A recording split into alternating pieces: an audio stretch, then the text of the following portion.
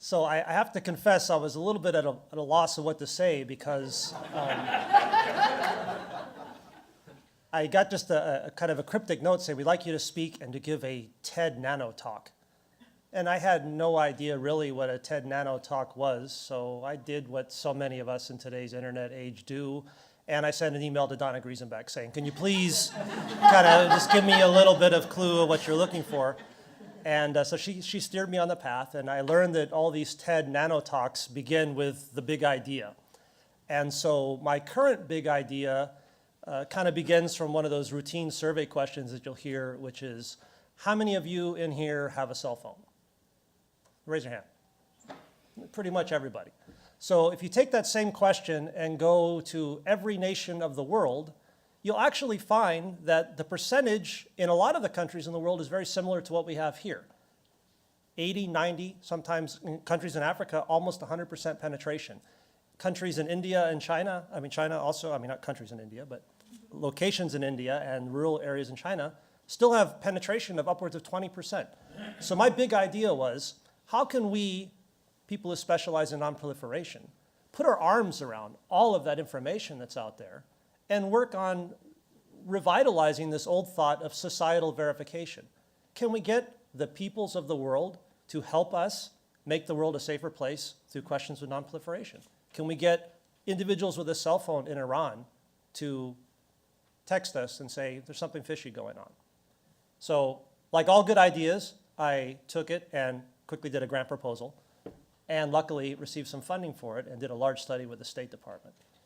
So that's the big idea. The next thing you're supposed to do in a TED Talk is say, so, how did you get where you are? As I listen to the other speakers, you can hear how much of our careers kind of follow this idea that Terry Martin first told me about, which is path dependence. So I joined the Army. I was a contemporary of Bob, roughly the same age, except my idea wasn't, save the world from nuclear destruction. It was fight those damn Russians. And as life progressed, I was given an order to go become a Russian specialist. And I thought, if I'm going to do that, I better go to some place where they know something about it. And so I was accepted here. From here, I went to the Defense Threat Reduction Agency because a mentor here said, if you're going to be a Russian specialist in the Army, you need to understand something about arms control. And I went there, learned a little bit about arms control, then spent a couple years in the intelligence community, right about the time when the entire Department of Defense policy was focused on this little tiny airport just outside of Bishkek called Manas. And I was one of, I think, 3 people in the entire government who had ever heard of the place. So I got pretty lucky there. Things progressed. I continued with another arms control assignment. And then when it came time to retire from the Army, I only had 3 requirements. Number 1, I wanted to stay in the field. Number 2, I didn't want to have anything to do with snow ever again. And number 3, I could not work in a cubicle. So that wiped out Washington, D.C. right off the map. And I was kind of at a loss and thought I was going to be selling cornflakes or something until I literally was typing in Google in Russia and found a position at the Center for Nonproliferation Studies doing exactly what I had been doing. And so I will try to give you some insight of what I've learned really quickly with this big project of using all this online stuff. And it's kind of 3 things.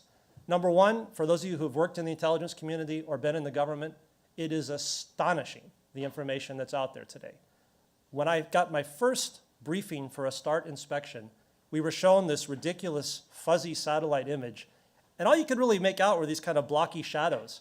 And we were told, that's your inspection site.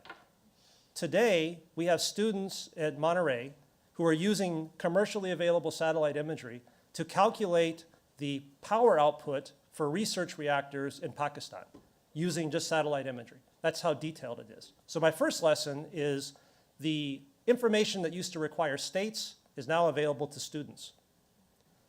The second lesson is, imagine a world we live in where information that used to be required of states is now available for students. How do you address that? How do you come up with ethical, legal, social, security implications? And that's a question that we've set up big panels to look at with bioethics. We haven't really figured out what we're going to do about that with respect to nonproliferation in other areas. My third lesson, and then I'll leave you. And this is supposed to be the aha moment, right? people are very familiar with this concept of social networking, and everyone knows Facebook, and everyone's seen those images of a social network, and it sort of looks like a cobweb, right? Lines going all over the place, little pictures, little nodes, and this big kind of spider web. When you look at the field of Russia, when you look at my specialty of nonproliferation now, you don't see that kind of network structure. What you see is what's called a tight group. It's basically a circle of all of us talking to all of us. And so what I'll leave you with is that if you want to change the discussion, we don't need to have out-of-the-box thinking. We need to have those of us in the room, us here, who have some knowledge and are passionate about the subject, to break out of the loop. We need out-of-the-loop thinking. And I'm really grateful that I came to a place like Harvard, and I have friends and colleagues like those of you here in the room who I think will join me in doing that. Thank you.